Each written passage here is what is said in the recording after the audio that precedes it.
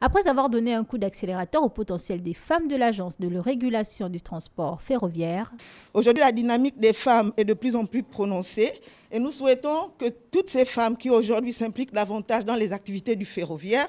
continuent à aller vers les autres couches des populations féminines notamment pour davantage les impliquer dans toute la politique générale qui est donnée au sommet de l'État, notamment dans le plan d'accélération de la transformation pour ce qui est du volet santé publique, pour ce qui est du volet de l'employabilité des femmes. L'action responsabilité sociale de cette entreprise citoyenne a donc décidé d'agir en phase avec le mois dédié à la lutte contre les cancers féminins, notamment la prévention contre les cancers féminins. Nous avons invité les femmes de l'association des chemins de fer et nous avons également mobilisé toutes les femmes de l'ARTEF parce qu'il était important pour nous que cette sensibilisation touche chacune des femmes.